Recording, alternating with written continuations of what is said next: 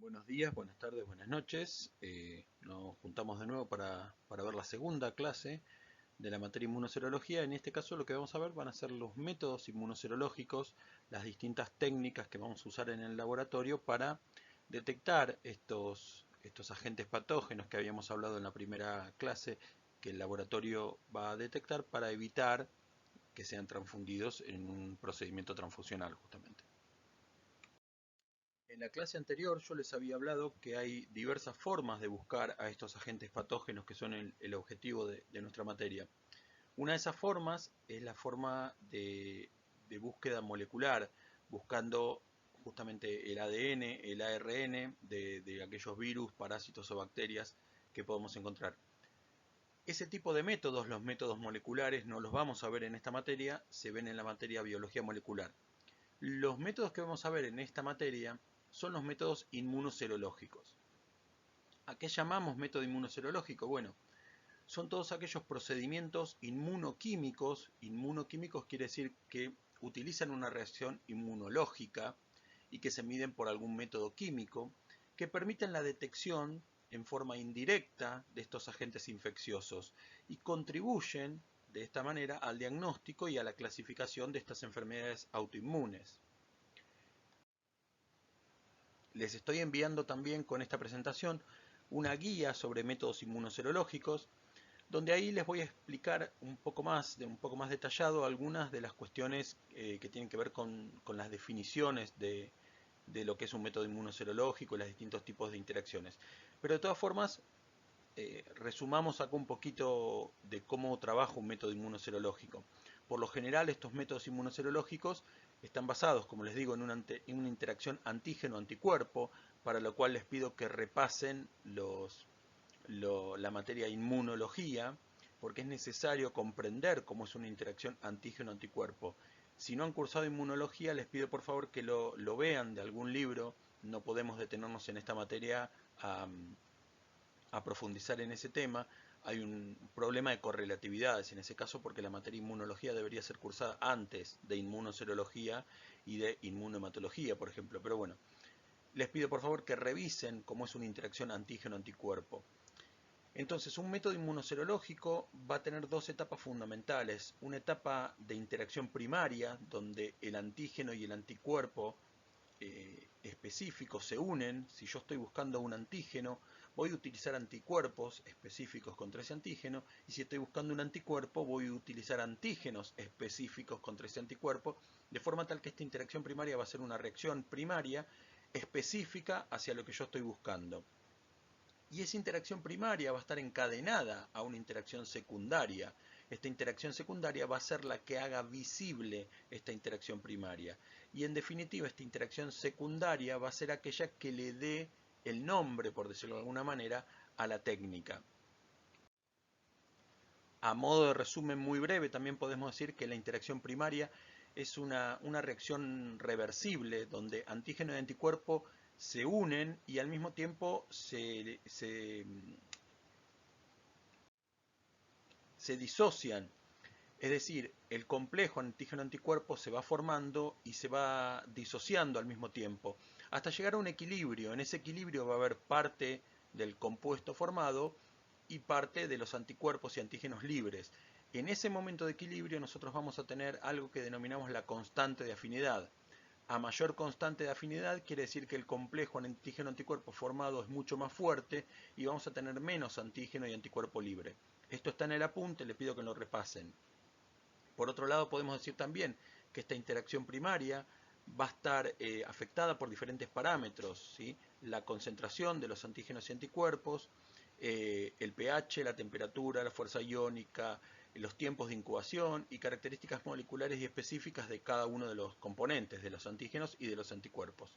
Todo esto, les vuelvo a decir, está en el apunte. Les pido por favor que lo revisen y cualquier cosa me comunican y lo podemos charlar.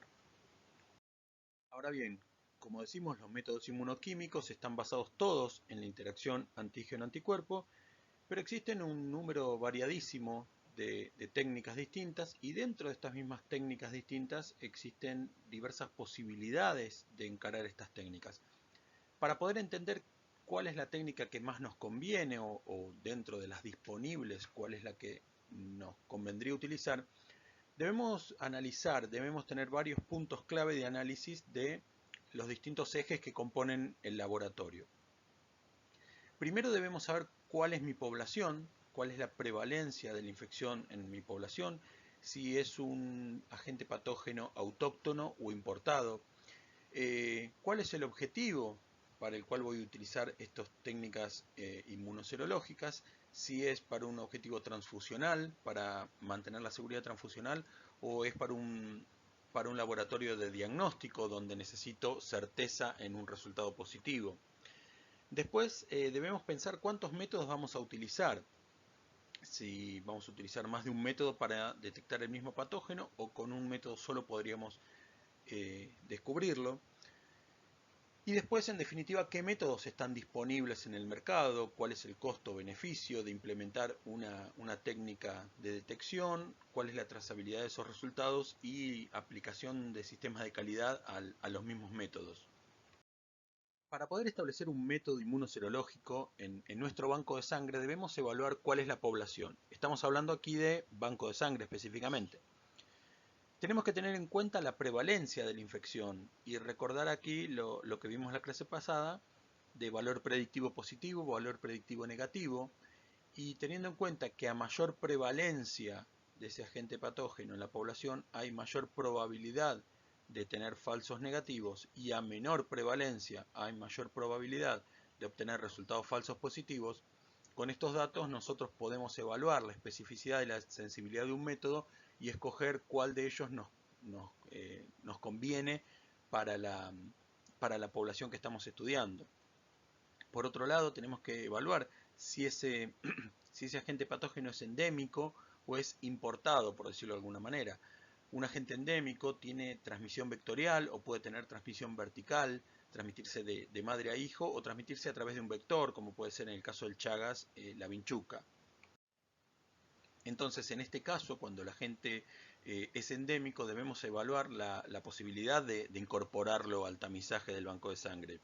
Algo que está ocurriendo hoy en día es que se están transformando en endémicos algunos agentes nuevos, como puede ser el dengue, por ejemplo, y deberíamos empezar a considerar si podemos hacer algún tipo de evaluación con estas nuevas patologías, el dengue, el Zika, por ejemplo, ya que estamos entrando en una zona endémica.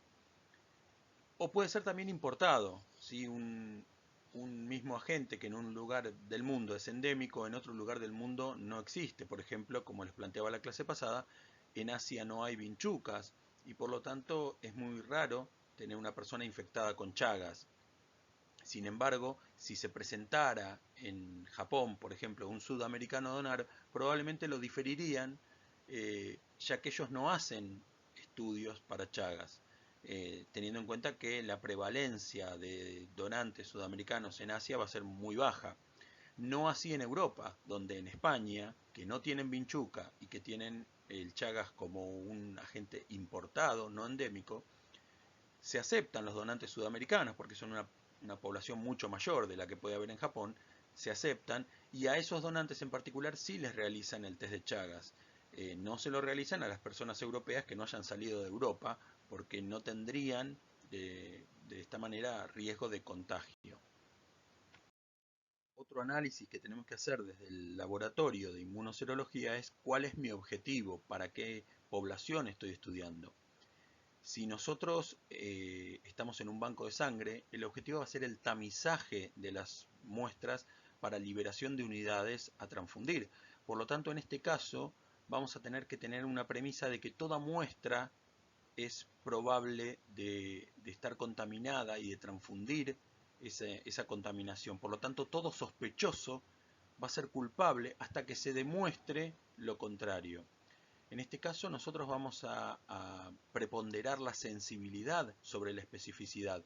Lo que nosotros queremos es que la sensibilidad tienda al 100%, que no existan falsos negativos. Esos falsos negativos van a ser obviamente muestras positivas. Son falsos negativos porque son positivas que nosotros no hemos podido detectar. Y por lo tanto, si tuviéramos un falso negativo, ese falso negativo correría dentro del banco de sangre y sería transfundido. Si tuviéramos que elegir entonces, en este caso en el banco de sangre, si darle preponderancia a la sensibilidad o a la especificidad, nosotros tenemos que elegir la sensibilidad desde el banco de sangre. Además, en el banco de sangre no utilizamos obligatoriamente pruebas suplementarias o confirmatorias, sino que se pueden realizar, dependiendo de las posibilidades del banco de sangre, para, en el caso de tener que informarle a un donante una prueba positiva, darle más información teniendo una prueba suplementaria o una prueba confirmatoria. Pero, como hemos visto en la clase pasada, la ley no obliga a realizarlas. Y se debe evaluar también la estrategia del par serológico en paralelo, como puede pasar, lo vamos a ver en la clase de Chagas, donde no existen métodos con una sensibilidad aceptable, con una sensibilidad que se acerque al 100%, y por lo tanto se podrían utilizar dos pruebas en paralelo para poder acercarse más a esa sensibilidad deseada del 100%. La otra posibilidad es que nuestro laboratorio sea un laboratorio de diagnóstico.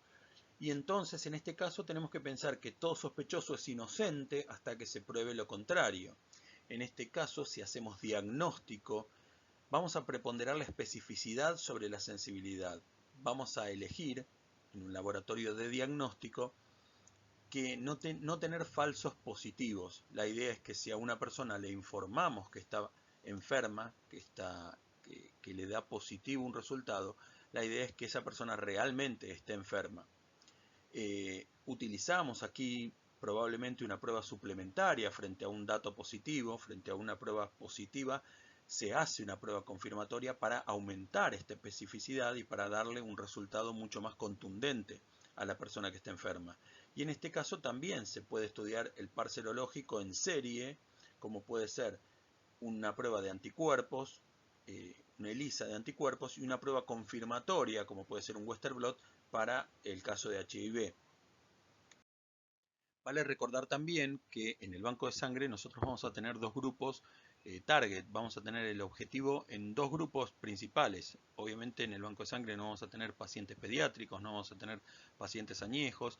Nosotros vamos a buscar específicamente en el banco de sangre intentar encontrar aquellos portadores crónicos y asintomáticos, las personas que estén sintomáticas, lo volvemos a decir, aquellas personas que estuvieran sintomáticas, que tuvieran síntomas, no donarían, serían rechazadas en la entrevista previa. Y el otro grupo que vamos a buscar son los infectados recientes, aquellas personas que no tengan síntomas porque están en una fase muy aguda, cuyos síntomas son inespecíficos, y que estuvieran recientemente infectados y todavía no lo saben. Entonces, estos dos grupos son aquellos donde el banco de sangre tiene que centrarse más, porque son donde pueden aparecer los posibles agentes transmisores de una patología. La tercera pregunta que nos hacemos es ¿cuántos métodos usamos? ¿Con cuántos métodos nos podemos quedar tranquilos en el banco de sangre? Ya lo vamos a ver, les vuelvo a decir, cuando veamos la clase de Chagas, que cuando las sensibilidades de los métodos sean bajas, podemos utilizar dos métodos en paralelo. Esto ocurre en zonas de alta prevalencia. En la clase pasada les envié en el apunte de epidemiología al final una cuenta que podemos hacer para evaluar dos poblaciones distintas, un método distinto en dos poblaciones distintas, una de alta prevalencia y otra de baja prevalencia, como un método que tiene la misma sensibilidad y la misma especificidad se comporta distinto y vamos a tener un valor predictivo positivo para una y un valor predictivo positivo para la otra y un valor predictivo negativo para una y un valor predictivo negativo para la otra. Y entonces, como utilizando dos métodos en paralelo, vamos a tener sensibilidades un poco más altas que nos permitan acercarnos a este ideal de no transmitir ninguna patología. Por otro lado, se pueden utilizar distintos métodos para búsqueda de distintos marcadores para un mismo agente. Es decir, yo puedo buscar antígenos de un virus y anticuerpos para ese mismo virus, conociendo la curva de ese virus, el comportamiento de ese virus, y pudiendo de esta manera captar el diagnóstico en mayor tiempo. En momentos donde no tengo los anticuerpos, poder encontrar los antígenos y en momentos donde los antígenos quizá hayan desaparecido, poder encontrar los anticuerpos. Para todo esto también ayudan los estudios de biología molecular, pero como ya les digo, no son estudios inmunoserológicos, sino que se ven en otra materia, son otros métodos. Y por último, se pueden realizar también ensayos suplementarios, como les decía, o sea, podemos tener un método de screening con una alta sensibilidad, pero con baja especificidad, y después realizar ensayos suplementarios para confirmar lo que nos dio previamente el método de screening, o para refutarlo, para descartar la posibilidad de que esa persona esté infectada. Y la última pregunta que nos podemos hacer desde el laboratorio para analizar es ¿qué métodos están disponibles? Obviamente que uno le gustaría hacer los mejores métodos, los más sensibles, los más específicos y los más baratos, que los métodos más sensibles y más específicos fueran más baratos. De todas formas, esto es imposible y muchas veces va a haber que evaluar, va a haber que tener que tomar decisiones entre las distintas pruebas que disponemos en el mercado para ver cuáles se ajustan más a nuestras posibilidades y a nuestras necesidades. Y dentro de estos métodos, de estas pruebas, vamos a tener distintas calidades de pruebas. Algunas van a ser cualitativas, algunas semi-cuantitativas y algunas cuantitativas. El banco de sangre en realidad no exige tener pruebas ni semi-cuantitativas ni cuantitativas, o sea, lo que exige el banco de sangre es tener resultados reactivos o no reactivos. Y por lo tanto se podrían utilizar pruebas cualitativas que me marque la presencia o no de un marcador. Sin embargo, uno tendría muchos más datos sobre la infección, sobre el estado de ese donante, haciendo pruebas semi-cuantitativas o cuantitativas. La diferencia entre estas es que las pruebas semi-cuantitativas, además de la presencia o no de un marcador, de tener un resultado reactivo o no reactivo, me van a dar una aproximación de la concentración, una aproximación de qué tan positivo es. Esto basando el resultado en títulos o en relaciones de positividad. Y las pruebas cuantitativas me van a dar resultados reactivo o no reactivo, marcándome la presencia o no de un marcador. Y además me van a dar su concentración en unidades, en miligramos o microgramos por mililitro, en unidades internacionales o en las distintas unidades en que el test esté basado. Esto haciendo correlato entre los valores obtenidos y una curva de calibración que generalmente se realiza previamente con el mismo equipo. Como les planteo recién, una prueba cualitativa solo entrega un resultado positivo o negativo. Una prueba cuantitativa va a entregar un resultado numérico de concentración interpolado de una curva previamente realizada. Y una prueba semi-cuantitativa lo que va a entregar es un resultado aproximado.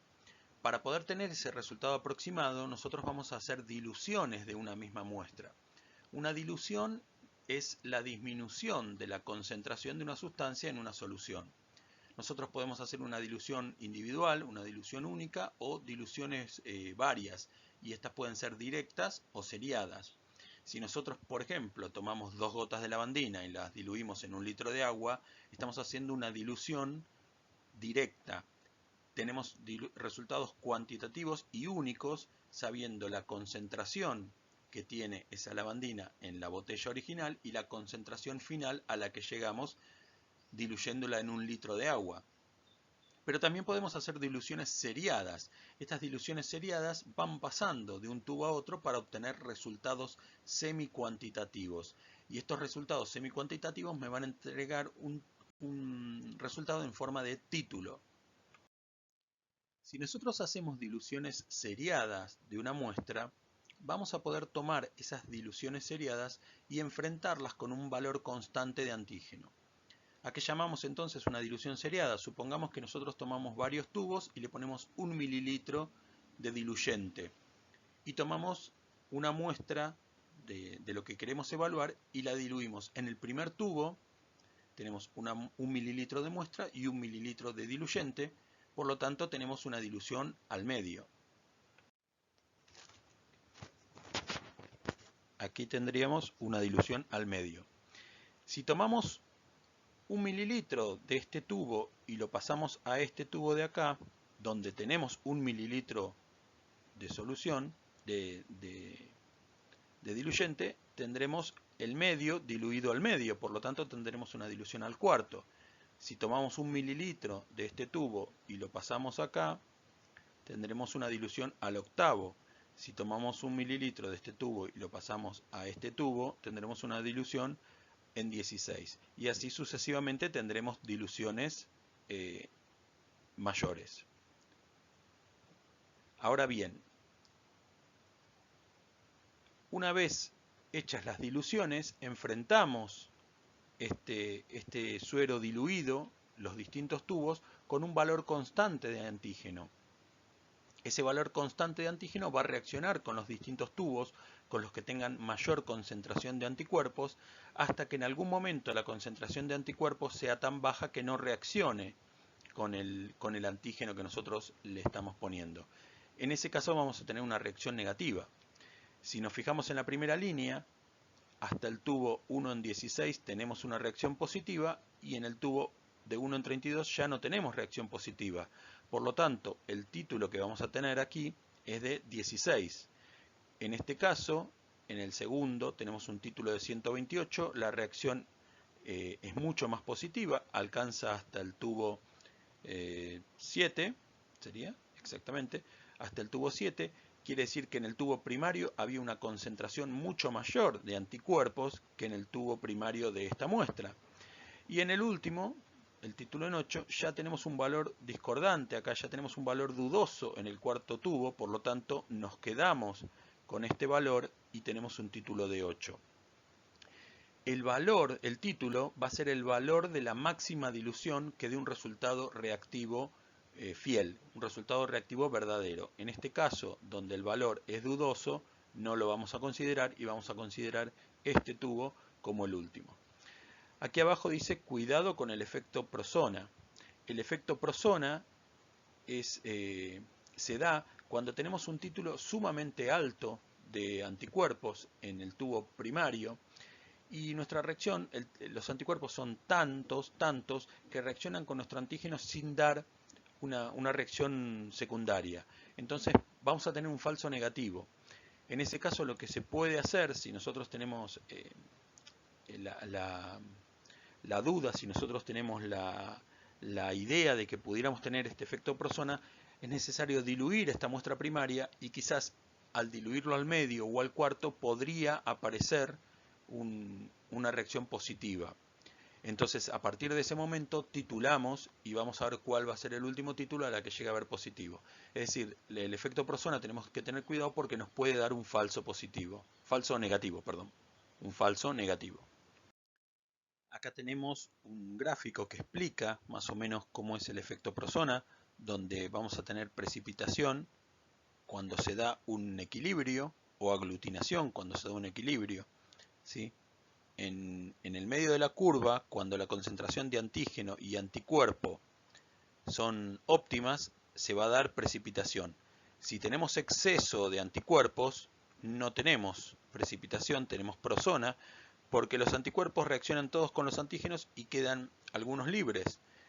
Si tenemos un exceso de antígeno, también vamos a tener un efecto post-zona, donde no va a haber aglutinación. Este gráfico, perdón, es para precipitación, este gráfico es para aglutinación. Les pido disculpas porque dibujar, grabar y pasar el PowerPoint al mismo tiempo me falta una mano, necesitaría una mano más y no tengo. Así que perdonen la desprolijidad. Volvemos, en este caso la aglutinación es lo mismo. Si nosotros tenemos un exceso de anticuerpos, fíjense que los anticuerpos captan todos los glóbulos rojos y no dejan que un anticuerpo se una a dos glóbulos rojos. Cuando hay un equilibrio, los anticuerpos pueden unir dos glóbulos rojos y proceder a la aglutinación. Y cuando hay un exceso de glóbulos rojos de antígenos, es decir, esos excesos de antígenos captan todos los anticuerpos y tampoco permiten que se forme la aglutinación. Por lo tanto, vamos a necesitar siempre estar en una situación en la cual haya un equilibrio. En este caso de acá, en este caso de acá con exceso de anticuerpos y en este caso de acá con exceso de anticuerpos, nos encontramos con un efecto prosona. Cuando la muestra tiene muchos anticuerpos, puede dar un falso positivo. Normalmente no ocurre porque los kits comerciales ya están estandarizados como para evitar que esto ocurra. Sin embargo, una muestra con muchos anticuerpos podría llegar a dar un efecto prosona.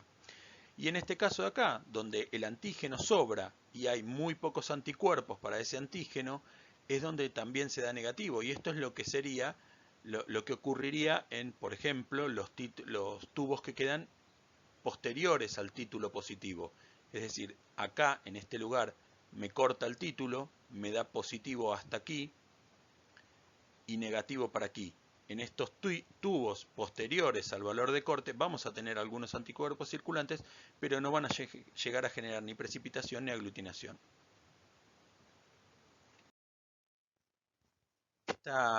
Este tipo de formación de complejo antígeno-anticuerpo también se da en función del tiempo. Por eso muchas veces utilizamos un tiempo óptimo donde se realiza el equilibrio para lograr la máxima unión de antígeno-anticuerpo.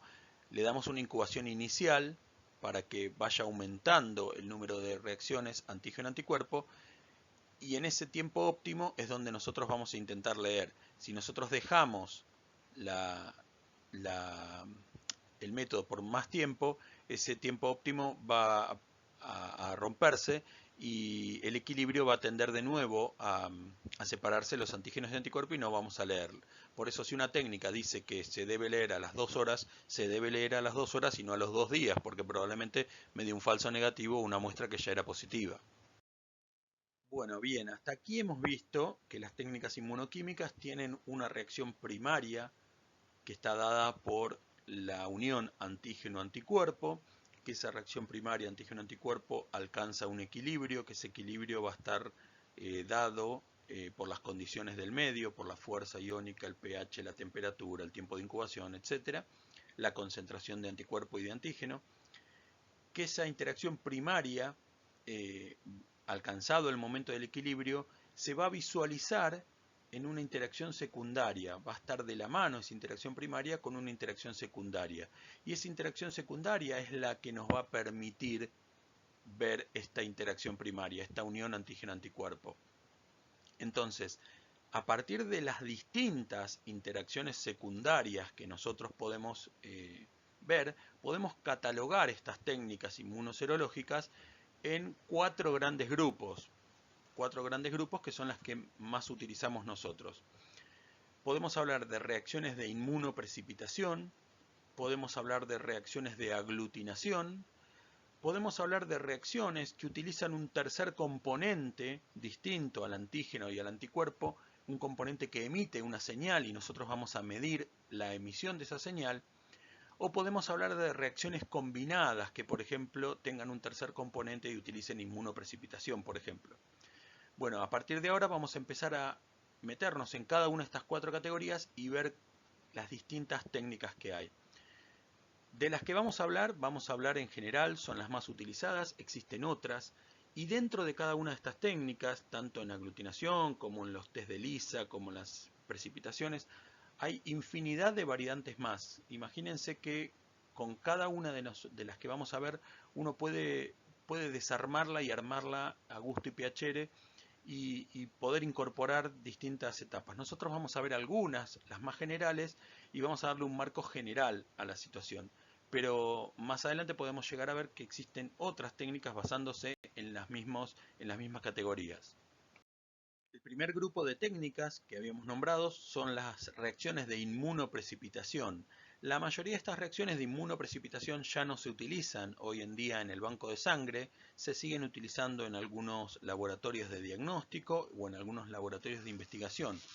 Son reacciones en una fase soluble o en un medio semisólido, como puede ser un gel, una gelatina, un gel de agar, de agarosa o de poliacrilamida, donde el complejo antígeno-anticuerpo se forma y se transforma en algo insoluble dentro de ese gel y por lo tanto precipita. Entonces nosotros enfrentamos a los antígenos por un lado, los anticuerpos por otro lado, y cuando estos antígenos y anticuerpos que se difuminan a través del gel se encuentran, en ese lugar donde se encuentran precipitan y ahí es donde yo puedo ver la reacción. Estas técnicas de inmunodifusión fueron utilizadas al principio en los laboratorios, cuando el doctor Jorge Rey comenzó por el año 60 y pico, realizaba contrainmunoelectroforesis para medir el antígeno de superficie de la hepatitis B. Todos los días debía preparar en portaobjetos el gel, dejar que este gel solidifique y luego hacer la técnica. Son técnicas muy laboriosas, son técnicas costosas de hacer, dificultosas de hacer si uno tiene un gran número de muestras a medir, y por otro lado no tienen la sensibilidad que hoy tienen los test comerciales, los test de ELISA, por lo tanto han caído en desuso y es muy raro que se logren usar. En banco de sangre seguramente que no las usa nadie. Se usan quizás en ciencia o en algún tipo de investigación particular donde conseguir un kit comercial puede llegar a resultar dificultoso. En este caso de acá, esperen que estoy utilizando el lápiz, le pido 1000 disculpas por la desprolijidad, pero es lo que hay. Bien, en este caso de acá tenemos una técnica de inmunodifusión donde, por ejemplo, aquí vemos se coloca el antígeno en el centro y en los distintos pocillos voy a colocar los anticuerpos de distintos pacientes, ¿sí? Muestras de distintos pacientes. Aquellas muestras que reaccionen van a precipitar, es decir, cuando se enfrenta el anticuerpo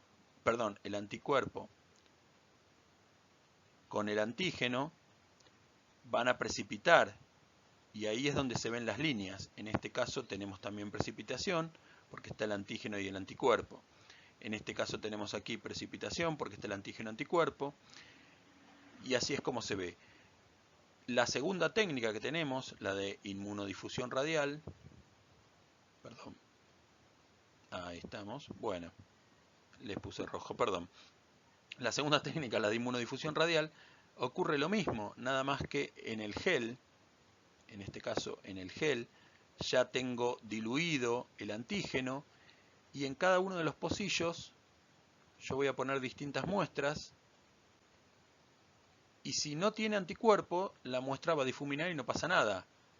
Si tiene anticuerpo, se va a producir una difuminación con precipitación. Por lo tanto, cuanto más anticuerpo haya, mayor va a ser la aureola. Y la última técnica, que es la que yo les decía que utilizaba Jorge, era la contrainmunoelectroforesis, donde lo que se hacía era en un portaobjetos, de los que se utilizan en hematología, se sembraba el antígeno en un agujerito, este portaobjetos con gelatina, con un gel, se sembraba el antígeno de un lado, el anticuerpo del otro, se enchufaba a una corriente eléctrica, con el positivo de un lado, los anticuerpos migran hacia el lado positivo, el negativo del otro, los antígenos migran hacia el lado negativo y se encontraban en el medio y si había una línea, había precipitación y por lo tanto este antígeno y este anticuerpo precipitaban y si estaban ambos era una reacción positiva con precipitación en el medio. Como les digo, estas técnicas de inmunodifusión hoy en día han caído en desuso para el banco de sangre, las digo a modo histórico. La segunda categoría que nombramos son las reacciones de aglutinación. En este caso, en la aglutinación, un componente forma parte de una partícula o célula en suspensión y el otro componente está en la fase soluble. Es decir, o el antígeno o el anticuerpo están unidos, generalmente el antígeno está unido a una partícula o a una célula y el anticuerpo en fase soluble se une a este antígeno y produce la agregación de las partículas o la agregación de las células. Esto ustedes seguramente ya lo han visto en la aglutinación de glóbulos rojos para la determinación del grupo. Las aglutinaciones se pueden dar con diferentes compuestos, con diferentes partículas. Se pueden utilizar partículas de látex, se pueden utilizar glóbulos rojos, se pueden aglutinar bacterias directamente, como lo podemos hacer con la determinación para Brucella. Se pueden aglutinar partículas de gelatina. A su vez, estas reacciones pueden realizarse en placa o en tubo, que seguramente ustedes están familiarizadas con las técnicas en placa o las técnicas en tubo para la determinación del grupo sanguíneo, o se pueden realizar en microplaca de 96 pocillos, que es esta que está acá abajo, la microplaca de 96 pocillos, que se van a familiarizar en esta materia porque la vamos a ver bastante. Las aglutinaciones a su vez se clasifican en aglutinaciones directas, si lo que yo estoy buscando es un agente presente en la partícula, como pueden ser en los glóbulos rojos. En la determinación del grupo sanguíneo tenemos el antígeno presente ya previamente en la partícula. O aglutinaciones indirectas, si lo que busco es un antígeno que fue adherido mecánicamente o químicamente a esa partícula. Nosotros podemos utilizar una aglutinación indirecta en el caso de Chagas, por ejemplo, para hacer una determinación de antígenos de Chagas que fueron pegados en un glóbulo rojo, y por lo tanto, como usamos un glóbulo rojo, es una hemoaglutinación, y como está ese antígeno del Chagas pegado al glóbulo rojo, es indirecta. Por lo tanto, estamos hablando de una hemoaglutinación indirecta. En ambos casos, como les digo, está el antígeno pegado en la partícula. Cuando lo que está pegado es un anticuerpo, ¿sí? Obviamente la partícula por sí no tiene anticuerpos. Si nosotros unimos un anticuerpo de forma química o mecánica, vamos a hablar de aglutinaciones reversas. No hay que mezclar, en este caso no hay que confundirse entre aglutinaciones indirectas y aglutinaciones reversas. Aquí en la microplaca que tienen abajo, ustedes van a ver donde hay aglutinación, justamente, esperen un segundito, ahí estamos. En la microplaca ustedes van a poner la muestra con la muestra del paciente con los glóbulos rojos. Si no hubiera, como por ejemplo en este de acá, abajo a la izquierda, si no hubiera anticuerpos, los glóbulos rojos van a tender a precipitar y van a ir al fondo del pocillo, que es lo que ocurre en este caso. Este de acá es un valor negativo, donde los glóbulos rojos precipitan porque los antígenos pegados en el glóbulo rojo no reaccionan con ningún anticuerpo. Por lo tanto, la muestra no tiene anticuerpos, por lo tanto es negativo. En este caso de acá, se forma un manto, y este manto está dado por la unión de los antígenos pegados en el glóbulo rojo a los anticuerpos presentes en la muestra. Por lo tanto, los anticuerpos presentes en la muestra se unen a los glóbulos rojos, a los antígenos pegados en los glóbulos rojos, e impiden que estos precipiten, y queda un manto formado en todo el fondo del pocillo. Cuando el manto es mayor al 30% del fondo del pocillo, decimos que es una reacción positiva. Por lo tanto, este de acá es un resultado positivo y este de acá es un resultado negativo. Qué feo que estoy dibujando, perdonen chicos. Entonces, como vemos, vamos a tener también distintos tipos de aglutinaciones que podemos tener en microplaca, en platina de vidrio, en platinas de plástico, en papeles, en tubos, y a su vez aglutinaciones con distintos soportes sólidos. Pueden ser con glóbulos, con partículas de látex, de gelatina, etc. Tenemos una amplia variedad de aglutinaciones. Existen kits comerciales que comercializan estas técnicas. Y si bien la sensibilidad de las aglutinaciones por lo general no es superior a los test de ELISA, muchas veces en la valoración costo-beneficio se eligen estos test frente a los ELISAs, que son mucho más costosos y a veces no aportan datos mucho mayores, o su sensibilidad no es mucho mayor. Por lo tanto, se siguen utilizando las aglutinaciones comerciales en el tamizaje del banco de sangre. Hablamos ahora de una tercera categoría, que son las técnicas que utilizan un tercer componente que emite señal. Obviamente este tercer componente que emite señal no forma parte de la reacción antígeno-anticuerpo, sino que va a estar unido o a un antígeno o a un anticuerpo de la primera reacción. Es decir, el primer componente que vamos a tener va a ser un antígeno o un anticuerpo en fase sólida, unido a una fase sólida. Un segundo componente, que va a ser el antígeno o el anticuerpo opuesto, complementario al primer componente, se va a unir a ese antígeno anticuerpo y por lo tanto va a quedar unido a esta fase sólida. Este es el antígeno o el anticuerpo que nosotros queremos medir, el analito que vamos a medir.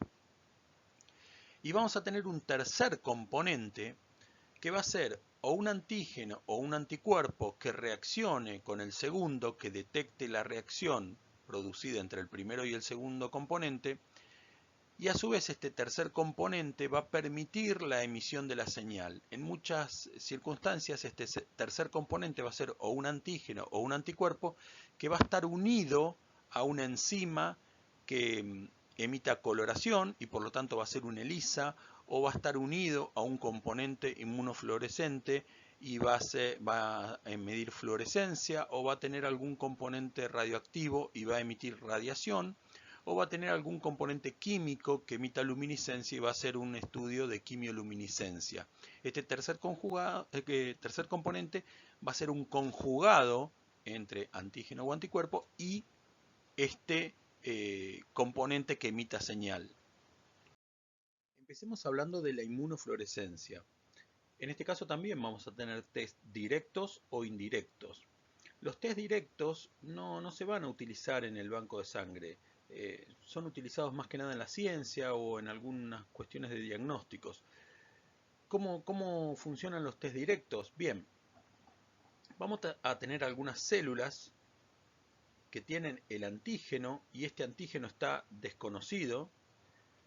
Y entonces este antígeno desconocido nosotros lo vamos a intentar medir. O sea, la búsqueda está sobre la misma célula de un antígeno desconocido. Y este antígeno desconocido lo vamos a medir enfrentándolo con anticuerpos conocidos unidos a un compuesto fluorescente. Por lo tanto, si estos anticuerpos que nosotros conocemos reaccionan con la célula que tiene ese antígeno, vamos a tener una célula fluorescente, una célula que va a emitir fluorescencia y por lo tanto una reacción positiva que me va a decir que esa célula que nosotros estamos viendo tiene ese antígeno que estamos buscando y por lo tanto la reacción es fluorescente. En este caso obviamente no es práctico para el banco de sangre, no lo utilizamos. Se puede hacer un test indirecto, ¿sí? En este test indirecto vamos a tener una célula con antígenos conocidos y vamos a enfrentar el suero del paciente. Si el paciente tiene anticuerpos, estos anticuerpos van a reaccionar con la célula. En el caso de que la muestra no tenga anticuerpos, no van a reaccionar. Bueno, perdón, esto es un signo menos. Vamos a borrarlo y vamos a hacer un signo menos. Ahí está. Bien. Entonces, como les decía, en este caso tenemos reacción de los anticuerpos con los antígenos de célula, la muestra es positiva. ¿Cómo lo vamos a ver esto? Ponemos un segundo anticuerpo, una antigamaglobulina humana, unido al compuesto fluorescente, y esta antigamaglobulina humana se va a unir al anticuerpo humano pegado en la célula y va a emitir señal. En este caso, la antigamaglobulina humana no tiene anticuerpo al que pegarse porque no hay nada unido y por lo tanto esta antigamaglobulina humana no va a emitir señal, porque no tiene con qué unirse. Las reacciones de inmunofluorescencia se leen en un microscopio de fluorescencia, ¿sí? Un microscopio que tiene un campo oscuro donde podemos observar esta fluorescencia. Entonces, nosotros vamos a tener en una inmunofluorescencia directa, como decíamos, un anticuerpo que va a detectar un antígeno que nosotros buscamos, o en una inmunofluorescencia indirecta vamos a estar buscando a ese anticuerpo y lo vamos a revelar con otro anticuerpo antigamaglobulina humana. En el caso de acá tenemos algunas fotos de, por ejemplo, algunos parásitos. Estos parásitos pueden ser parásitos del Chagas, donde nosotros utilicemos al mismo parásito para detectar si tenemos anticuerpos anti-Chagas y los revelamos con una inmunofluorescencia indirecta. Otra cosa que podemos hacer es utilizar la inmunofluorescencia directa para ver algunos componentes celulares, como algunos antígenos específicos que estemos buscando. Otro de los ensayos que utilizan un tercer componente, que utilizan un componente señal, son los ELISA. Los ELISA son hoy por hoy la estrella de la inmunoserología. La mayoría de los kits comerciales utilizados son de ELISA o de quimioluminiscencia, que son los nuevos, por decirlo de alguna manera, las nuevas ELISA. ELISA significa Enzymo Link Immunosorbent Assay, ensayo de inmunoabsorción mediado por una enzima. Y estos ELISAs han encontrado una amplia distribución, una amplia variabilidad. Son relativamente económicos, son fáciles, son prácticos y se han podido hacer innumerable cantidad de ELISAs distintos para buscar las distintas cosas que estamos necesitando. Básicamente los podemos englobar en ELISAs directos. Si buscamos antígenos, vamos a buscar los antígenos directamente, o ELISA indirecto si lo que buscamos es la respuesta inmune, los anticuerpos. A su vez, los ELISAs van a ser cuantitativos cuando los resultados van a expresarse en valores de 1000 unidades internacionales por mililitro, de microgramos por mililitro. Para poder hacer esto, los ELISAs a veces vienen con varios calibradores. Nosotros hacemos esos calibradores nos entregan un resultado. Con ese resultado nosotros trazamos una recta de concentración, una curva de concentración, y luego extrapolamos los valores que nos dan las muestras en esa curva de concentración y podemos saber la concentración que nosotros tenemos. También tenemos los ELISAs semi-cuantitativos, que lo que hacemos es obtener una relación de positividad entre el valor de la muestra y el valor de corte que nosotros tenemos. Por lo general, este valor de corte es el que dictamina si una muestra va a ser positiva o va a ser negativa, lo que veníamos viendo en la clase pasada. Y este valor de corte va a ser una cuenta matemática dada por los controles negativos que nosotros mandemos y los controles positivos que nosotros pongamos.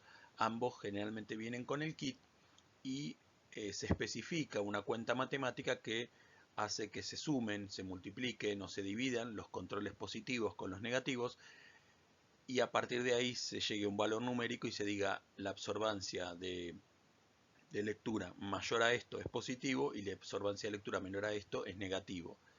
Estableciendo una relación de división entre el valor de la muestra obtenido y el valor de corte, obtenemos lo que nosotros mencionamos como relación de positividad, RP.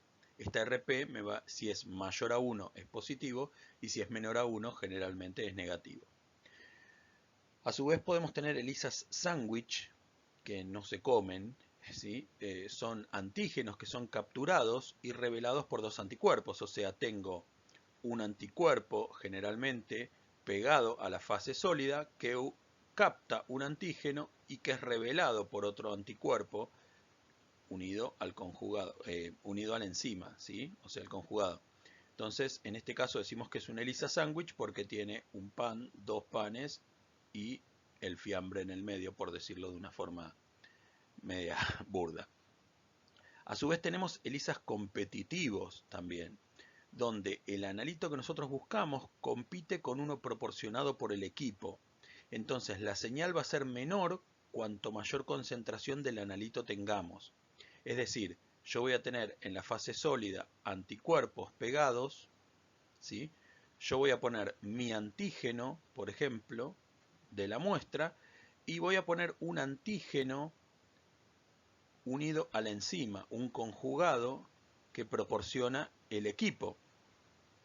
Cuanto más antígeno tenga en mi muestra, menos epitopes libres, menos paratopes libres, perdón, habrá de estos anticuerpos. Por lo tanto, menos conjugado se va a unir. Por lo tanto, a mayor número, a mayor proporción, mayor cantidad de antígeno de la muestra, menor cantidad del antígeno conjugado se une. Por lo tanto, a mayor antígeno de la muestra, la señal va a ser más baja. Esto quiere decir que cuanto más baja es la señal, mayor es el antígeno propio de la muestra. Es decir, el resultado en el caso de un ELISA competitivo va a ser al revés. ¿Cómo funcionan básicamente todos los enzimo-inmunoensayos? Bueno, voy a tener antígeno o anticuerpo pegado en la fase sólida, ¿sí? Lo que les decía, un primer componente que va a estar unido en la fase sólida. Existen algunos, algunos test de ELISA que denominamos combo, que son la cuarta generación de los test de ELISA, que tienen antígeno y anticuerpo unido a la fase sólida y me permiten a su vez buscar antígeno y anticuerpo en la muestra. Entonces vamos a tener antígeno y o anticuerpo unido a la fase sólida. Vamos a poner la muestra. Si la muestra es negativa no va a haber nada que se una, pero si la muestra tiene el anticuerpo se va a unir al antígeno, y si tiene el antígeno se va a unir al anticuerpo que estamos buscando. Ese es el analito que estamos buscando en la muestra. El componente que nosotros estamos buscando en la muestra es el segundo componente de esta reacción antígeno-anticuerpo. Y luego esto lo vamos a incubar, lo vamos a lavar para sacar todo lo que no se haya unido. Si no tenemos antígeno o no tenemos anticuerpo, en el lavado desaparece toda la muestra y nos queda la placa tal cual, como si estuviera sin usarse. Si el antígeno se unió al anticuerpo o el anticuerpo se unió al antígeno, con los lavados no se va y va a permanecer solo eso unido a la placa. Entonces ahí agregamos el conjugado, que como decimos, el conjugado es un anticuerpo o un antígeno unido a una enzima. Esa enzima es una proteína que lo que va a hacer tomar un sustrato incoloro y lo va a transformar en un producto coloreado. Las enzimas transforman los componentes. Estas enzimas en particular transforman un componente incoloro en un componente coloreado, o un componente de un color en un componente de un color distinto. Y este componente coloreado es el que se va a medir en un espectrofotómetro, y a mayor color, mayor reacción. A mayor reacción, estimamos que hay mayor enzima. A mayor enzima quiere decir que más conjugado se unió. A mayor cantidad de conjugado unido, quiere decir que más componente de la segunda etapa, el analito en sí, el analito que buscamos, hay. Por lo tanto, mayor color, mayor componente que nosotros queremos medir. Acá tenemos algunas diapositivas con los distintos métodos inmunoenzimáticos, las distintas variantes que hay. Son bastante malas las diapositivas, les pido mil disculpas, no tuve tiempo de buscar gráficos mejores y no tuve tiempo de hacerlos. Igualmente vamos a ver si los podemos entender, ¿sí? Tenemos ELISAs directos, ¿sí? Donde lo que intentamos buscar es el antígeno problema, ¿sí? El antígeno lo pegamos, tomamos una solución de estos antígenos y lo pegamos en la fase sólida, ¿sí? Luego ese antígeno problema lo enfrentamos a los anticuerpos conocidos que nosotros tenemos, que ya vienen conjugados con la enzima. En este caso lo que nosotros queremos medir es este antígeno problema, ¿sí? Si estos anticuerpos con el conjugado reaccionan y dan señal, entonces quiere decir que este antígeno problema está presente. Es el que corresponde a este anticuerpo. Si estos anticuerpos no reaccionan con nada, entonces el antígeno que nosotros pegamos en la placa es un antígeno distinto al que estábamos buscando. Tenemos además los ELISAs indirectos, ¿sí? Donde en este ELISA indirecto tenemos un antígeno conocido pegado en el fondo, ¿sí? Este antígeno que está pegado en el fondo es un antígeno conocido. Y lo que estamos buscando nosotros son anticuerpos, ¿sí? Supongamos que queremos ver anticuerpos frente al HIV, entonces pegamos antígenos del HIV en el fondo del pocillo y enfrentamos la muestra. Si nuestra muestra tiene anticuerpos contra el HIV, estos anticuerpos se van a unir al fondo del pocillo. Vamos a hacer el lavado, vamos a incubar primero, vamos a hacer el lavado después, y luego vamos a colocar un anti-gamaglobulina humana. Si este anticuerpo humano se unió al antígeno y quedó pegado en la fase sólida, esta anti-gamaglobulina humana se va a unir al anticuerpo y por lo tanto vamos a tener señal. Entonces, cuanto más señal tengamos, más antigamaglobulina humana se unió y esta reacción va a ser positiva y entonces me voy a encontrar con que este paciente o este donante tiene anticuerpos frente al HIV, ya que lo que pusimos fueron antígenos de HIV. Espero que se haya entendido esto. La verdad que estaría mucho mejor poderlo hacer presencial para poder ir discutiendo los distintos casos, pero bueno, es lo que hay. De todas formas, vamos a seguir, ahora tenemos un par de casos más. De todas formas, si tienen alguna dificultad con algo, me lo hacen saber y lo podemos discutir. Sigamos. Acá se complica un poquito más. Acá tenemos lo que decíamos que es ELISA sandwich, ¿sí? Donde tenemos un anticuerpo conocido. Supongamos que nosotros queremos medir antígenos de hepatitis B. Entonces tenemos un anticuerpo de hepatitis B pegado a la placa. Colocamos nuestra muestra, ¿sí? Si no tiene antígenos, nada se pega. Si tiene antígenos, estos antígenos se unen al anticuerpo específico. Hacemos la incubación, hacemos el lavado y luego colocamos un anticuerpo conjugado con la enzima que si el antígeno está presente, se une. Si el antígeno no está presente, este conjugado no tiene a qué unirse y por lo tanto, cuando hagamos el lavado, se va a ir. Si este antígeno está presente, ya hice lío, vamos a borrar un poquito. Si este antígeno está presente, este conjugado se une y si este conjugado se une, va a emitir señal y si tengo señal, me está marcando que existe el antígeno y por lo tanto la muestra es positiva.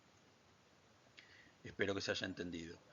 Pasemos al más complicado de todos, que es el ELISA de competición, donde podemos buscar antígenos u anticuerpos.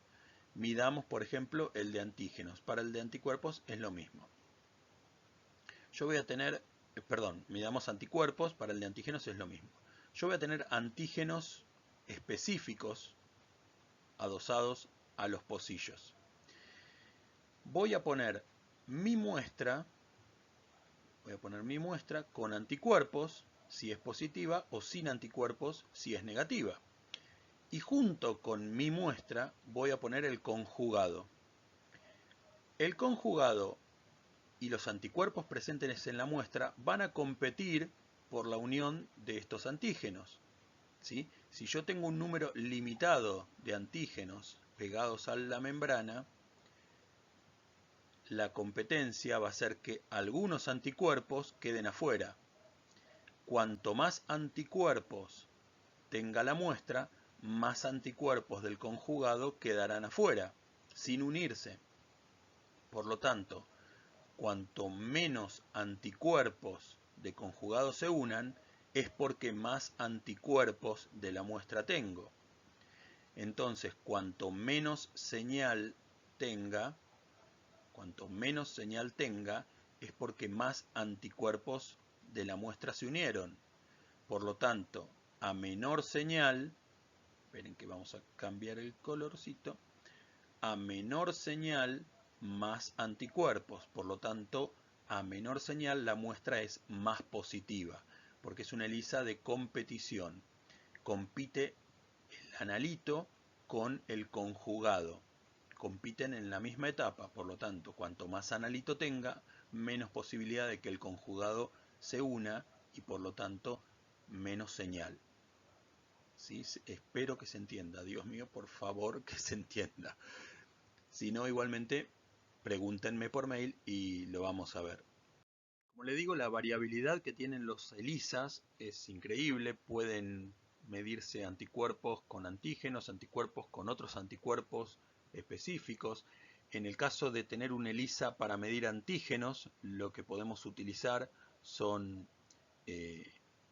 anticuerpos pegados en la membrana para que esos antígenos que estamos buscando se unan y después lo revelamos con otros anticuerpos específicos. Podemos también tener ELISAs para anticuerpos, donde en la membrana o en la microplaca podemos tener antígenos pegados. A esos antígenos se le van a unir específicamente los anticuerpos y yo puedo revelar estos anticuerpos con otros anticuerpos anti-inmunoglobulinas unidos a la enzima. Fíjense que en este caso estos anticuerpos reaccionan con estos anticuerpos, pero en esta reacción estos anticuerpos funcionarían como antígenos de estos anticuerpos. No sé si se entiende el concepto. Estos son anticuerpos. La función de anticuerpo va a estar dada en los paratopes, que va a estar pegada a los antígenos. Estos anticuerpos de acá van a reaccionar con esta región de acá, y esta región de acá funciona como antígeno de estos anticuerpos que van a tener sus paratopes. ¿Sí? O sea, estos anticuerpos reaccionan como anticuerpos con estos antígenos y funcionan como antígenos de estos anticuerpos. Revisen, por eso les pido bien, las clases de inmunología. En el caso anterior yo tenía una antiinmunoglobulina IgG, porque lo que estaba buscando era anticuerpos anti-IgG, pero podemos tener también un ensayo que lo que busque sea anticuerpos generales, IgG e IgM. Entonces lo que voy a tener acá va a ser antígenos marcados que se van a unir a estos anticuerpos. Es decir, los antígenos se unen, estos antígenos se unen a estos anticuerpos en un paratope. Si son IgM, tengo muchas más posibilidades de unión que si son IgG. En una se van a unir los anticuerpos a estos antígenos y en otro paratope se van a unir a estos antígenos que van a revelarse. Por lo tanto, puedo revelar un ELISA para anticuerpo, lo puedo revelar con anticuerpos o con antígenos. Un caso que no tenemos en una diapositiva, pero que si quisiéramos medir, también podemos medir ELISA IgM solamente para ver, buscando un anticuerpo anti-cadena M, anti-monoglobulina M, podemos buscar un ELISA con IgM contra anticuerpos agudos, con anticuerpos de etapa aguda. Bien, aquí lo que tenemos son algunos de los microELISAs que se utilizan, las microplacas que se utilizan, que como vemos son las mismas microplacas que se pueden utilizar para la hemoaglutinación, solo que en este caso, en estas microplacas están unidos, unida a esta fase sólida están los antígenos o los anticuerpos complementarios a lo que yo quiero buscar. ¿Sí? En la microplaca de aglutinación en placa no tengo nada unido, se utiliza solamente como soporte. El soporte sólido de una aglutinación justamente son las células. En este caso el soporte sólido de un microELISA es la placa. Existen también una nueva línea de ELISAs que utilizan partículas magnéticas. En lugar de estar el antígeno o el anticuerpo unido a una microplaca, vamos a tener la muestra y los reactivos los sembramos, se incuban y el antígeno y el anticuerpo va a estar unido a unas micropartículas magnéticas, ¿sí? Partículas del tamaño de polvo, magnéticas, partículas de metal, que van a tener unidos los antígenos o los anticuerpos complementarios a lo que estoy buscando. Se produce la incubación y luego esta muestra pasa por un magneto, por un imán con un campo magnético muy grande, que lo que hace es que las micropartículas queden pegadas a la pared del tubo o del pocillo. Se producen los lavados y esto me permite hacer lavados con mucha fuerza, porque estos magnetos son importantes y retienen estas partículas, y una vez terminados los lavados se apaga el magneto y las micropartículas quedan de nuevo. Se le agrega el reactivo señal, el conjugado, se incuba y se genera la señal y se lee como un ELISA nuevo. Lo único que cambia acá es el soporte sólido, que en lugar de ser el fondo de un pocillo, el soporte sólido que utilizamos es una partícula magnética. Esta utilización de partículas magnéticas ha hecho que se pueda trabajar con con un volumen mucho menor, con volúmenes casi imperceptibles, con muy pocos microlitros, y ha permitido automatizar todas estas técnicas en los distintos aparatos que se comercializan con las distintas empresas. Entramos a un último grupo de técnicas, un cuarto grupo, donde hablamos de reacciones combinadas. En algunos casos, por ejemplo, puede ser inmunoprecipitación más un tercer componente.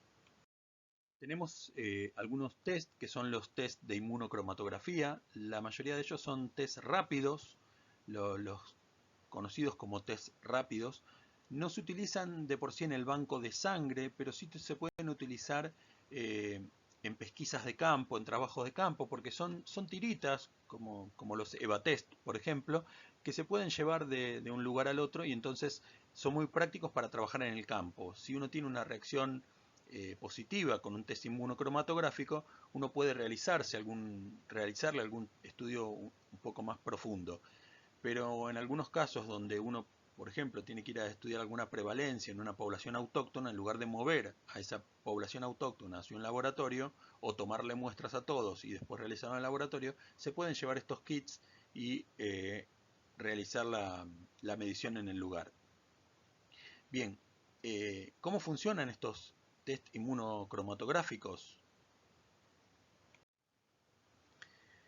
Generalmente en la punta de la tirita tenemos un lugar donde podemos dispensar la muestra, el analito que nosotros estamos estudiando. Esta muestra se va a mover por capilaridad, va a migrar por capilaridad hacia, en este caso, la derecha. Mientras migra esta muestra por capilaridad, se va a encontrar con una región donde están supongamos que nosotros estamos buscando un antígeno, vamos a tener los anticuerpos acá unidos a la partícula de medición, que puede ser partícula de oro, de látex, un fluorocromo. Entonces tenemos el anticuerpo que reacciona con el antígeno a medida que éste va migrando. Sigue migrando, llegamos a una línea donde tenemos anticuerpos que reconocen también esos antígenos.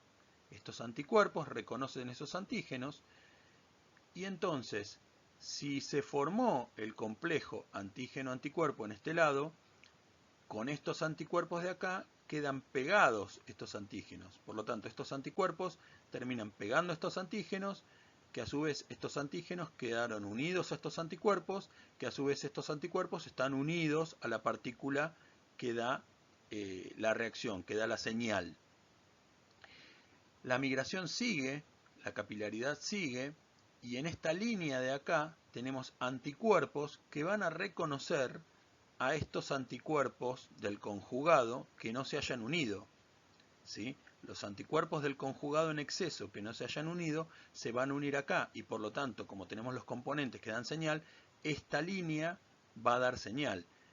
Estos anticuerpos los vamos a tener siempre. Esta señal la vamos a tener siempre. Esta línea de acá la vamos a tener siempre, es la línea de control. Si está el antígeno acá, esta línea va a dar, por lo tanto vamos a tener positivo, y si no está el antígeno acá, todos estos conjugados van a seguir y van a llegar a la línea de control y me va a dar la línea de control positiva, pero la línea del test negativa. Entonces, como les decía, todos estos test rápidos van a tener una zona donde se deposita la muestra, ¿sí? En este caso se deposita la muestra acá, en este caso se deposita, la muestra se deposita aquí abajo, no entra dentro de la foto. Van a tener una migración de esta muestra, ¿sí? La migración de la muestra para allá, la migración de la muestra para allá. Van a tener una señal, que es la que da el ensayo positivo, ¿sí? El ensayo del resultado, en este lugar da negativo, en este lugar da negativo, en este lugar da negativo, en este lugar da positivo. Y van a tener una línea, que es la línea control, que esta línea tiene que estar siempre. Si esta línea control no está, como no está acá, este test es inválido. En este caso la línea control está y la línea del resultado está, por lo tanto este es positivo. En este caso la línea control está y la línea de, en este caso acá la línea control está y la línea de test no está, por lo tanto este es negativo, este es positivo, este es positivo, este es positivo, este es, perdón, este que está acá es positivo, ¿sí? Ahí se ve bien, y este que está acá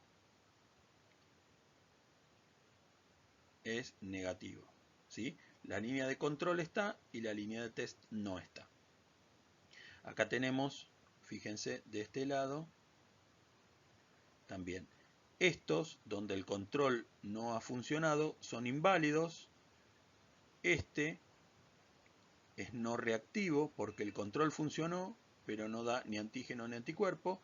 Y este es reactivo porque el control funcionó, y en este caso es positivo para antígeno, en este caso es positivo para anticuerpo, y en este caso es positivo para antígeno y anticuerpo. Dentro de estos ensayos que engloban distintas técnicas, podemos incorporar también a los ensayos suplementarios. Los ensayos suplementarios detectan anticuerpos contra diferentes antígenos de un mismo patógeno, pero de forma discriminada. Es decir, estos antígenos los tenemos separados y vamos a ver qué anticuerpos tiene el paciente contra los distintos antígenos específicos de un agente patógeno.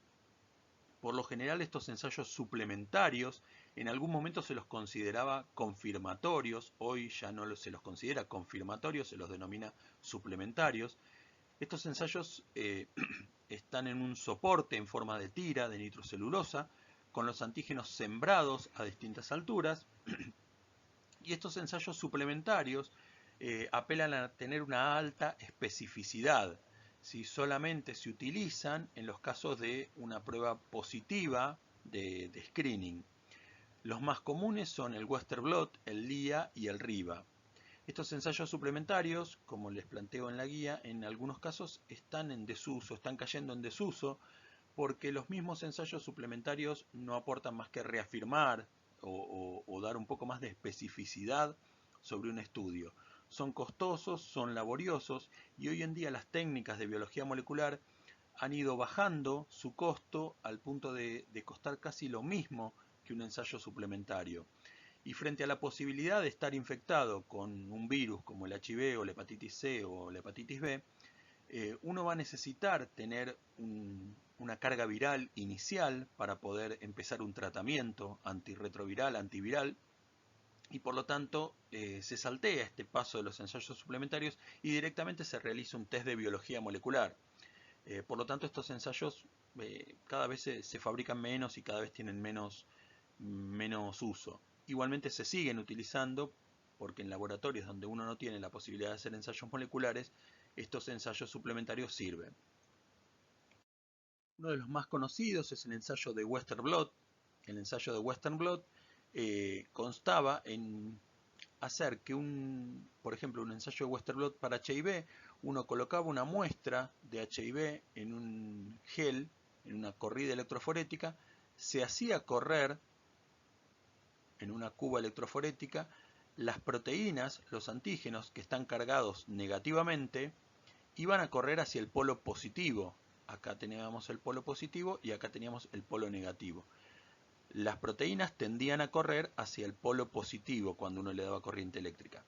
Aquellas proteínas más pequeñas pasaban a través del gel con mucha más facilidad que las proteínas más grandes, que le iba costando atravesar los poros del gel.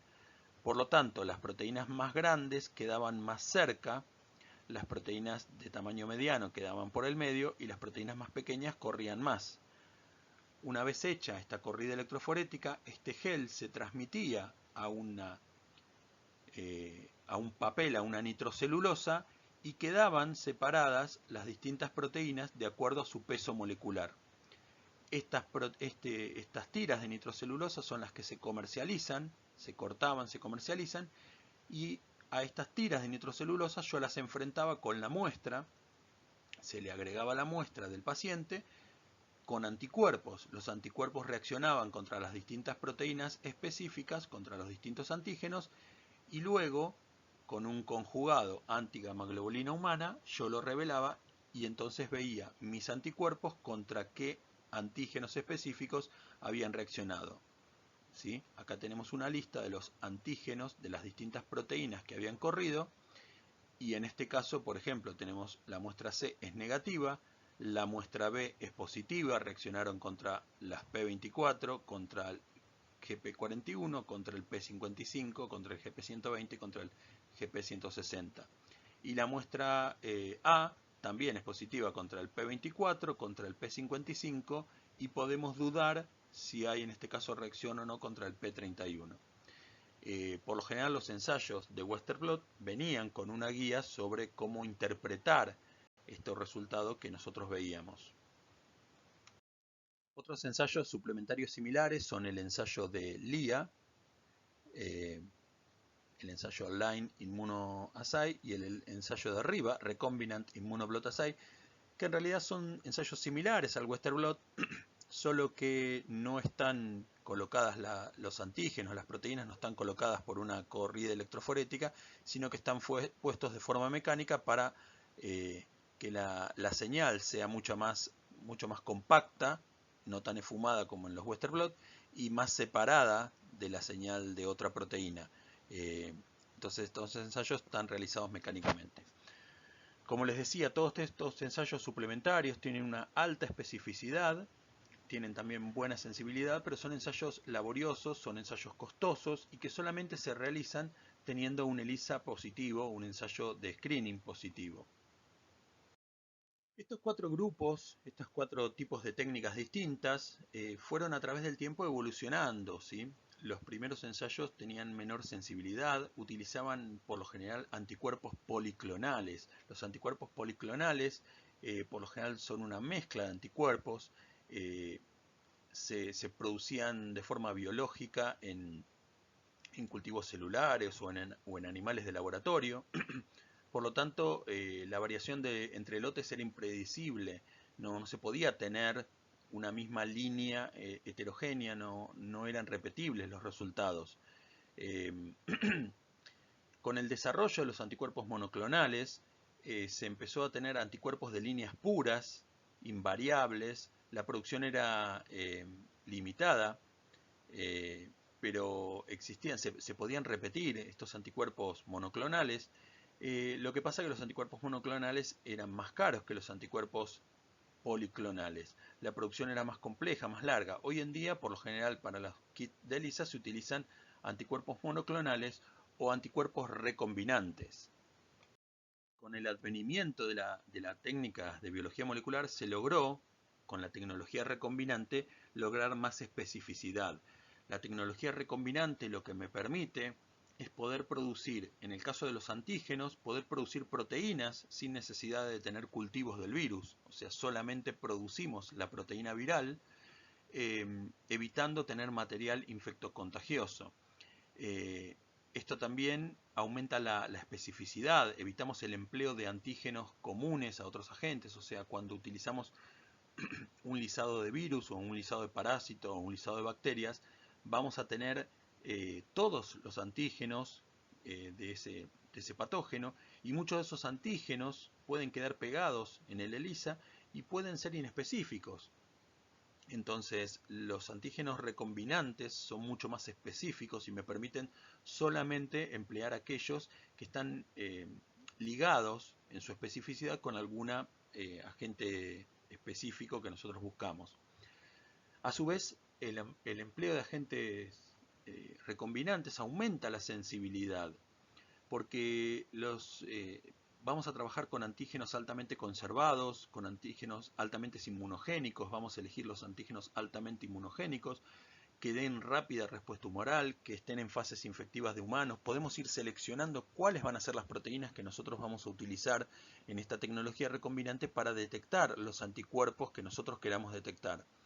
Esta tecnología recombinante se fue adaptando y ya está incorporada casi en todas las técnicas de biología molecular para HIV, hepatitis C, hepatitis B, HTLV, Chagas y sífilis. Ya utilizamos hoy en día tecnologías recombinantes que ha aumentado la especificidad de estos ensayos. Para la producción de estos antígenos recombinantes se utiliza justamente la tecnología recombinante, donde se obtiene, se purifica del ADN o del ARN del agente patógeno, se obtiene el gen que codifica para este antígeno, para esta proteína, se incorpora en un vector, en un plásmido o en un fago puede ser. Ese plásmido se incorpora en una línea celular y se hace que esa línea celular produzca esa proteína. Luego se purifica esa proteína y se utiliza esa proteína purificada, obtenida de este antígeno recombinante, se utiliza en la producción de los kits comerciales. Como les he dicho, las sensibilidades comparativas de los distintos métodos han ido mejorando Y por lo que yo les planteaba, la inmunodifusión, fíjense en este gráfico, las pruebas de inmunodifusión y la de contrainmunoelectroforesis, que son pruebas de precipitación, tienen una sensibilidad relativa de 1. Las aglutinaciones tienen de 50, las hemaglutinaciones alrededor de 100, los ELISAs tradicionales alrededor de 5000. O sea, esto quiere decir que un ELISA es 5000 veces más potente que una técnica de inmunodifusión. Los radioinmunoensayos son 50.000 veces más potentes. Lo que pasa que para utilizar un radioinmunoensayo tenemos que tener un laboratorio adaptado a tener componentes radiactivos, y para eso necesitamos aprobación de la Comisión Nacional de Energía Atómica. Para obtener esta aprobación de la Comisión Nacional de Energía Atómica necesitamos también tener un lugar donde guardar esos desechos radioactivos, donde tirar esos desechos radioactivos. Son bastante complicados de manejar los radioinmunoensayos, por lo tanto no se utilizan por lo general en los bancos de sangre. Pero los ELISAs modernos, los ELISAs que utilizan, como dijimos, antígenos recombinantes, también tienen la misma sensibilidad, una sensibilidad relativa de 5000 veces más que la inmunodifusión. Por lo tanto, estos son los ensayos elegidos hoy en día. Estos ensayos, como les digo, son cada día más sensibles, hay un desarrollo constante que va tendiendo a aumentar esa sensibilidad relativa. Sin embargo, seguimos teniendo siempre limitaciones. Los métodos serológicos van a tener limitaciones que van a impedir que nosotros detectemos el 100% de las muestras positivas. Esas limitaciones van a estar dadas por un lado, el agente infeccioso. En el caso de Trypanosoma cruzi, por ejemplo, es un parásito genéticamente y antigénicamente complejo, así que va a ser imposible detectar el 100% de los anticuerpos, porque los seres humanos podemos generar anticuerpos contra algunos antígenos específicos que no estén incluidos dentro del kit. Entonces no van a ser detectados. Son parásitos, como les digo, antigénicamente complejos, y los seres humanos podemos desarrollar anticuerpos que intenten neutralizar ese parásito, pero que no estén comprendidos dentro del kit. Vamos a tener también limitaciones desde el punto de vista del huésped. La respuesta inmune va a ser siempre diferente entre los distintos individuos, va a haber perfiles serológicos diferentes, huésped que quizás no desarrollen el mismo tipo de anticuerpos que otros. Va a haber situaciones o momentos donde el huésped todavía no va a haber desarrollado anticuerpos, que son los periodos de ventana o situaciones de inmunosupresión, y por lo tanto un test de antígeno-anticuerpo va a ser imposible medir anticuerpos en ese paciente o en ese donante porque todavía no los formó. Y por otro lado, limitaciones inherentes a la metodología. Va a haber metodologías que no tenemos un patrón, un gold standard, metodologías donde no nos ponemos de acuerdo cuál es la metodología más sensible para comparar el resto de los métodos con esa metodología. Vamos a estar siempre buscando dónde poner el valor de corte. Esto lo vimos la clase pasada. Aumentamos la sensibilidad y por lo tanto perdemos quizás un poco de especificidad, o aumentamos la especificidad para tener un mejor diagnóstico, pero perdiendo la sensibilidad y teniendo el riesgo de que en el banco de sangre transmitamos una unidad positiva. También vamos a tener reacciones cruzadas. Los diferentes agentes infecciosos pueden estar relacionados. En el banco de sangre quizás no nos interesa tener reacciones cruzadas porque en todo caso estamos descartando una unidad que está infectada con otro agente infeccioso. Por lo tanto no nos interesa tirar esa unidad si está infectada con otro agente infeccioso que da una reacción cruzada. Pero en el diagnóstico sí sería importante no darle un resultado positivo a una persona cuando en realidad la patología que tiene es otra. A su vez hay agentes infecciosos no relacionados o patologías no relacionadas que pueden dar reacciones cruzadas. En el caso de sífilis, si utilizamos anticuerpos no treponémicos, no estamos buscando anticuerpos específicos del treponema pallidum, sino que estamos buscando anticuerpos contra las reacciones del treponema pallidum. En algunas situaciones no infecciosas, por ejemplo, también, como las reacciones autoinmunes o algunas reacciones particulares, situaciones particulares como embarazos o drogadicción o utilización de vacunas o algún tipo de de patología especial, podemos llegar a tener situaciones que no son infecciosas y que pudieran dar reacciones positivas por algunos anticuerpos inespecíficos que estuvieran dando vuelta por ahí. Por lo tanto, siempre tenemos que tener en cuenta que los métodos serológicos van a tener sus limitaciones.